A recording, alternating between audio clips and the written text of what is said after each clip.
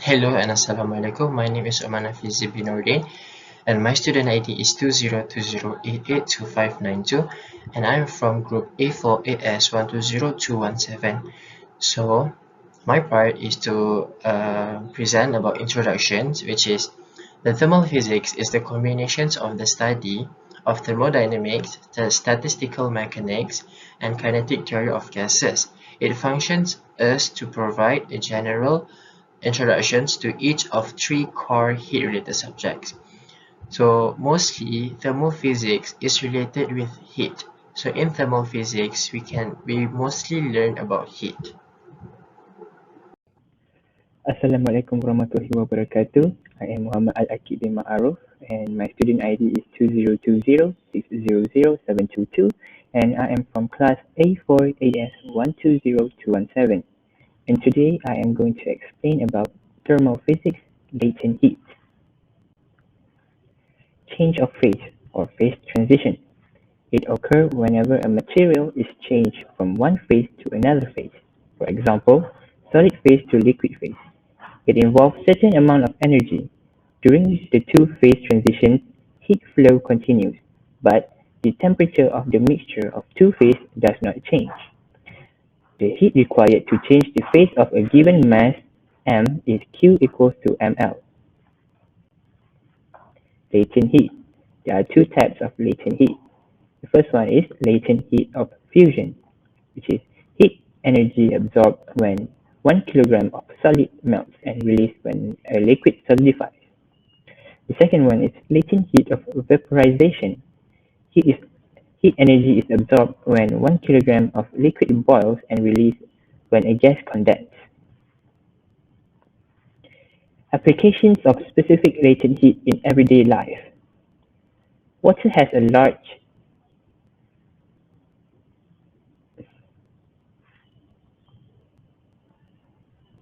okay, sorry. This property enables steam to be used for cooking by the method of steaming. When steam condenses on the food, the latent heat is released directly onto the food, enables the food to be cooked at a faster rate. Second one is the freshness of fish and meat can be maintained by placing them in contact with ice. With its larger latent heat, ice is able to absorb a large quantity of heat from the fish as it melts. Thus, food can be kept at a low temperature for an extended period of time. And that is all for my part. Now we need to take a look to specific heat and specific heat capacity. So the first one is definitions. Heat capacity, or C, is the total heat required increasing the temperature of an object through 1 degree Celsius. The SI unit of heat capacity is Joule Kelvin, the power of -1, or Joule on degree Celsius, the power of -1. Specific heat capacity, or Q, is the quantity of heat required to change the temperature of 1 kilogram of a substance by 1 degree Celsius. And the SI unit for specific heat capacity, or Q, is Joule kg, the power of -1, Kelvin -1, or Joule kg, the power of -1, degree Celsius, the power of -1. So we look at the heat capacity first. Heat capacity is a greater amounts of heat are needed to raise the temperature of solids or liquids to higher values. The amount of heat, or Q, is directly proportional to the change in temperature.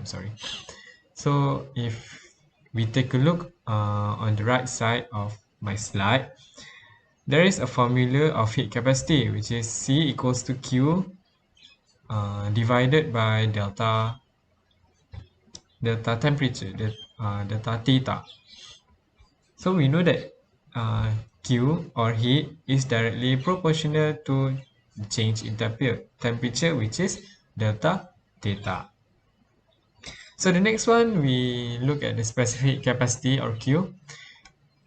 Specific capacity is a greater amount of heat required to raise the temperature of a greater mass of material. The heat capacity of a system is proportional to the mass of the system. As you can see on the right side, C equals to Cm. If C is high, that means M is high. So the formula of the specific capacity is Q equals to mc delta theta. M equals to mass, C equals to heat, and delta theta is the change of the temperature. We need to know that Q positive if heat flows into the system. If the Q negative, the heat flows out of the system. The things that you need to know about specific capacity. The heat transfer mechanism, the first one is conduction. Conduction is a process where heat transferred directly through one material to other, and it occurs when atoms or molecules in a hotter part vibrate or move with greater energy than the other in a cooler part. There are three formulas that we can use in conduction, which is the first one. If the heat flow over time interval is given by delta Q over delta T is equals to Ka times with delta T over L. And to find the thermal conductivity K, we can use K equals to Q times with L over with, in bracket, A times delta T and both of it times with time. So to find the thermal conductivity, we can take it from the formula, which is the heat flow over time interval is given. So from there, we can find the thermal conductivity. And from the thermal conductivity also, we can achieve, or we can get the final formula to find the conductions. So that's all my part. Thank you. Assalamualaikum, my name is Nur Emilia and I'm going to continue Lukman's discussion about heat transfer. So there's another two more forms of heat transfer, which is the convection and also radiation. So I'm going to tell you about the convection first. So convection is actually a heat transfer which depends on the mass motion from one fluid to another. So as we can see over here, the medium that they use is fluid.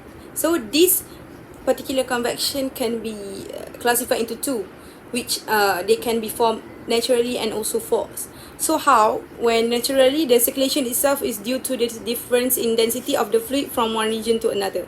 For the forced method, it is the circulation is formed due to a blower or a pump. So as you can see, the formula that I've given above is how to calculate the heat transfer from using the convection form. Next, I'm going to talk about radiation. So radiation is actually a heat transfer by electromagnetic radiation, which is through empty space or vacuum. So this rate of heat transfer by radiation is calculated using the Stefan-Boltzmann law of radiation. So this is the law of radiation made by the Stefan-Boltzmann. So as you can see, the A is the surface area of the object, the T is the absolute temperature in Kelvin, and also E is the emissivity of the object. As we can see over here, the emissivity of the object is a measure of how well it radiates. An ideal jet black radiator has an emissivity of 1, while a perfect reflector has an emissivity of 0. So a real object falls between these two values. So that's all from us. Thank you.